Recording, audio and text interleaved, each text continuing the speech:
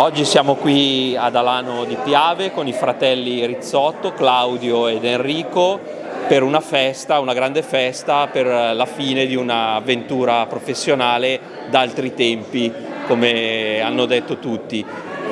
Che emozione è oggi?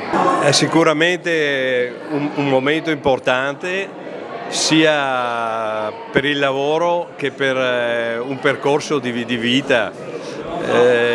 La cosa bella che penso sia stata creata in tutti questi anni è stato anche il rapporto che c'è stato con i dipendenti, perché al di là del lavoro e tutto, secondo me si è sempre creato un rapporto che c'è stata praticamente quasi come una famiglia.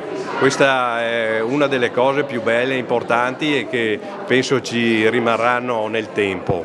E poi c'è anche una finalità benefica, una raccolta di fondi per una realtà importante in Kenya.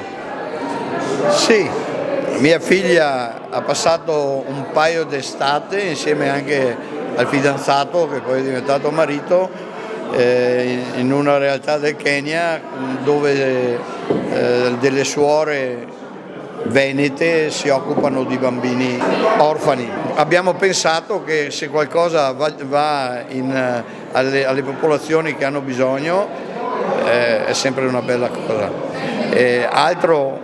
Un'altra cosa che ci interessava era seguire la volontà di mia nipote, la figlia di mio fratello, che è mancata un anno fa e che ha sempre lavorato in parrocchia, e quindi di aiutare anche i ragazzi a crescere in un ambiente sano e sereno.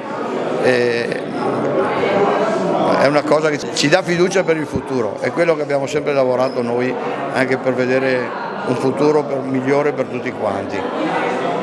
Grazie e godetevi la festa.